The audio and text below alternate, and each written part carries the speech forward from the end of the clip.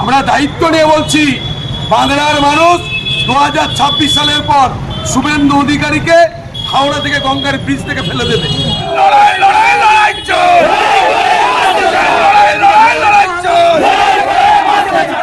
বিরোধী শুভেন্দু অধিকারী বাংলা থেকে দূর রাখো, বাংলা বিরোধী শুভেন্দু অধিকারী বাংলা থেকে দূর রাখো। মোদিরই বাচ্চা, মোদিরই বাচ্চা সে। ভারতবর্ষের মধ্যে যদি কেউ থেকে থাকে সব থেকে হিন্দু বিরোধী, তার নাম শুভেন্দু অধিকারী। এবং মানুষে মানুষে ভেদাভেদ একমাত্র শুভেন্দু অধিকারী তৈরি করছে। যখন তিনি তৃণমূলে ছিলেন তখন মুসলমান হিন্দু সবার নিয়ে কথা বলতেন, এখন শুধু বলছে আমি হিন্দুদের পক্ষে। তৃণমূল কংগ্রেস দলটা এমনই, সমস্ত ধর্মের মানুষ সেখানে থাকেন এবং তারা ভাই ভাই, হিন্দু হোক, মুসলমান হোক, খ্রিস্টান হোক, জৈন, পার্সি, যে যেখানে আছে তৃণমূল কংগ্রেস। তাই তিনি যখন ছিলেন তখন সেই সংস্কৃতি মেনে করছেন। আজকে যে দলটায় গেছে সেই দলটার কোনো সংস্কৃতি নেই, তাই তিনি সেই দলের হয়ে কথা বলেন। শুভেন্দু অধিকারী তিনি যখন তৃণমূলে ছিলেন তখন এই বিজেপিকে নানাভাবে অপদস্থ করেছেন এবং সঠিক কথাগুলোই বলেছেন যে এখানেতে বেটি বাঁচাও বেটি পড়াও সারা ভারতবর্ষে কেন্দ্রীয় সরকারের বাজেট হচ্ছে 300 কোটি টাকা, যা মোদির ছবি টাঙাতে শেষ।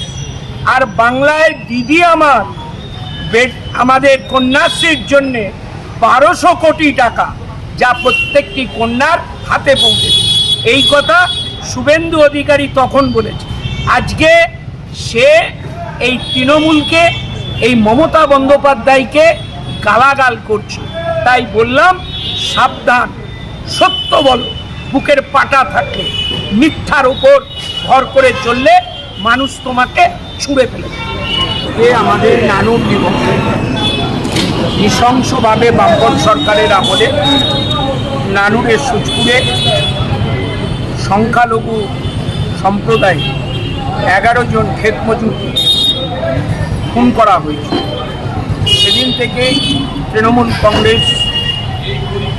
কংগ্রেসের সুপ্রিমো মমতা বন্দ্যোপাধ্যায়ের নির্দেশে বাংলার প্রতিটি প্রান্তরে এই নানুর দিবস পালনে 21শে জুলাই 2025 মমতা বন্দ্যোপাধ্যায় তিনি সভামঞ্চ থেকে ঘোষণা করেছিলেন, বাংলা, বাঙালি এবং বাংলা ভাষার উপর ভিন রাজ্যে যে অত্যাচার চলছে, বিজেপির ডবল ইঞ্জিনের সরকার যেখানে আছে, তারা বাংলা ভাষায় কথা বললেই তাদেরকে বাংলাদেশি তকমা করে দিচ্ছে, মারধর করছে, ডিটেনশন ক্যাম্পে আটকে রাখছে।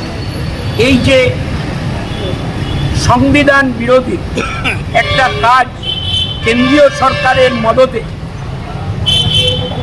বিজেপির রাজ্য সরকারগুলো করছে, এই বাংলা, বাঙালি এবং বাংলা ভাষা এই নিয়ে আজ থেকে আন্দোলন শুরু মমতা বন্দ্যোপাধ্যায় নিজে করলেন এবং বাংলার প্রতিটি প্রান্তরে, প্রতিটি ব্লক, প্রতিটি পঞ্চায়েত, প্রত্যেকটা বুথ, প্রত্যেকটা ওয়ার্ডে মানুষকে সংগঠিত করতে হবে।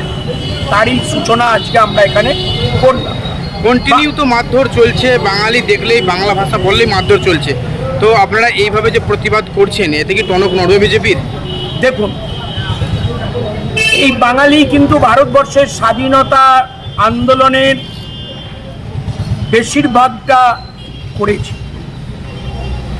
ভারতবর্ষের স্বাধীনতা শুরুটাই করেছিলেন, স্বাধীনতা শুরুই করেছিলেন বাঙালি। ভারতবর্ষের স্বাধীনতা আসার অনেক কৃতিত্ব বাঙালি।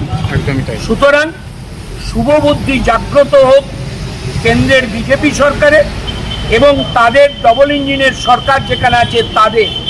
যদি ক্রমাগত এই অত্যাচার চলতে থাকে তাহলে কিন্তু বাঙালিকে তারা ভুল যেন না ভাবে, সেদিন কিন্তু মাঠে নেবে লড়াই।